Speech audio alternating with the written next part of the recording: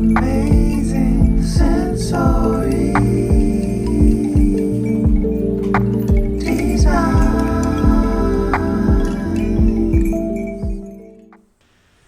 Okay, so in this segment of sensory places and spaces, we're going to be doing a sensory shed. So right now I'm getting all of the things together that's going to go in the sensory shed. So that was a tumbler from TFH Special Needs.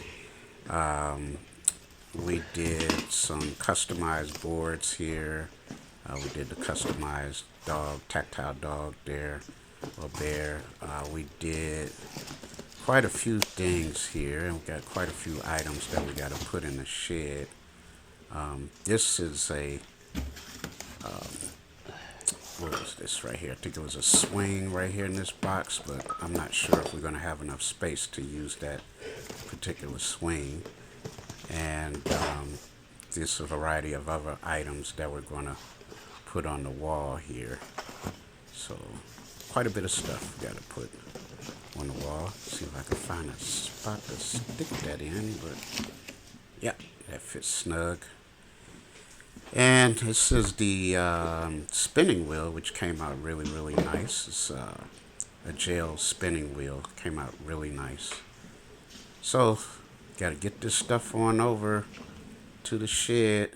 So, now we're in the car here, pulling up to the Recreational Center here in New Lenox. And it's called Lincoln Way Special Recreational Center. Have a lot of really great programming here.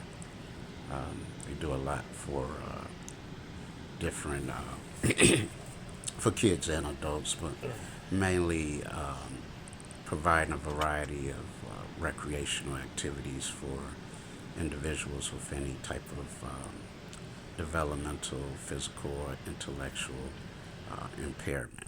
So now we're walking up to the shed here, and they got a lovely outdoor area here. They just they had to move the shed, but we'll talk about that a little bit later. The shed had to be moved, so they had to change the landscaping. So now this is the inside of the shed before. So it's just a bare shed. It's got the frame, already got the framework up, so that's good news. So we're going to be putting up the drywall and some other things. So yeah, looks good. The framework, it's all up, so that's already set up. And now here's where the problem came in. So in the shed, we ran into some weather, some really humid, hot weather. And it was really humid in the shed, so it was difficult for us to be able to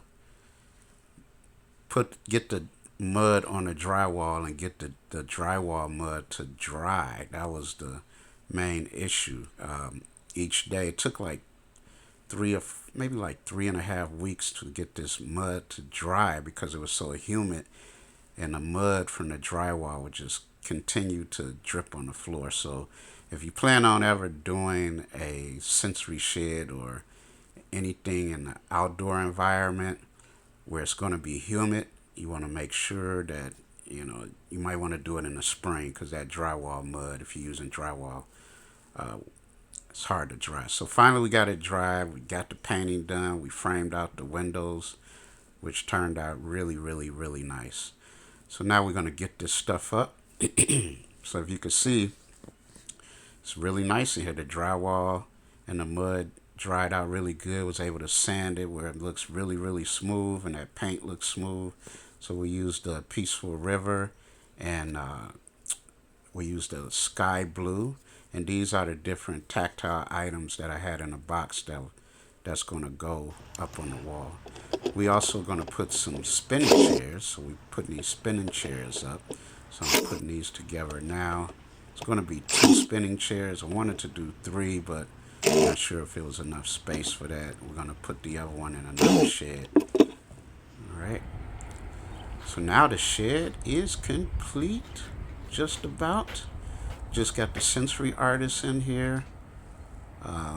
He's going to do sensory art all the way through the whole shed. It's going to look really nice. Now I got the mirrors here, the sensory mirrors that we're installing right here.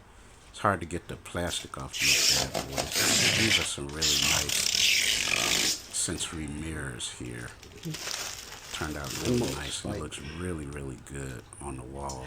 I think the kiddos will really enjoy this big hit with these mirrors. There we go, plastic got it off, so yep. So now the shed is complete. The sensory artist has completed his part. Painting done, all of the items up on the wall. So coming back the next day just to make sure everything looks good, everything's holding up. And look at that, looks great, looks magnificent. Look at that. As soon as the sunlight hit the shed, the inside of the shed, everything just popped out. So these colors worked out really good, and they're really calming colors. We didn't use a lot of sensory graphic art. Didn't want to make it too overly stimulating, so, and we wanted to go with a deep sea type of look with the whale.